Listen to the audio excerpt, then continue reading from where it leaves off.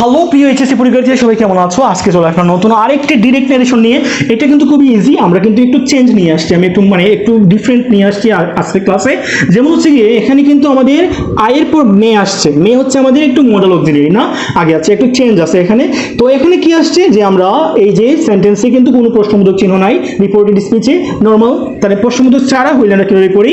এটা হচ্ছে কি আমরা ইনডিরেক্ট করার সময় হি থাকবে, তারপর সেড টু এর পরিবর্তে আমরা কিন্তু প্রশ্ন হইলে আমরা আস্ক দিতাম, কিন্তু প্রশ্ন না হইলে আমরা কিন্তু কি দিব?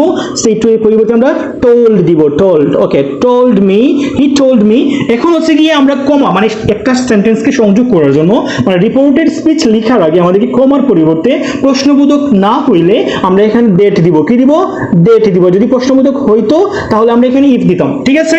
ওকে, তাহলে হি টোল্ড মি দ্যাট। এখন হচ্ছে আইটা হচ্ছে কি আমাদের এই যে মি, তাহলে মি এর পরিবর্তে আমরা কি লিখবো? মি আছে, মি এখানে I may take the book. Okay, এখন আই মানে কি? এখানে he said to me I, এখন আমাদেরকে বুঝতে হবে এখানে যদি ইউ থাকতো তাহলে কিন্তু আমাদের এখানে আসতো, যেহেতু এখানে আই আছে, আই মে, এখানে বলছে যে আই থাকলে কিন্তু আমাদেরকে সাবজেক্টে চলে যেতে হবে। কি করতে হবে? সাবজেক্টে চলে যেতে হবে। যদি এখানে ইউ থাকতো তাহলে আমরা এখানে চলে আসতাম, এখানের সাবজেক্টিভ প্রোনাউনটা লিখতাম, ঠিক আছে? তাহলে যদি আমি এখানে চলে আসি তাহলে এখানে কি আসছে? আবার আই চলে আসবে। যেহেতু আমাদের এখানে এরকম হবে না, আমি যদি বাংলা বলি এটাকে, যে হি সেড টু মি, সে আমাকে বললো I may take the book, উনি আমাকে বলছেন যে তিনি কি করবেন? বইটি হয়তো নিতে পারেন, ঠিক আছে? তাহলে এইরকম বলছে, তিনি উত্তর দিয়েছেন বা তিনি বলেছেন, তাহলে এখানে কিন্তু আমাদের হচ্ছে আয়ের পরিবর্তে হি হবে, আমরা এখানে আয়ের পরিবর্তে হি দিয়ে দিব। তারপর হচ্ছে মে আছে না, মে হচ্ছে গিয়ে থাকলে আমরা মাইট দিব।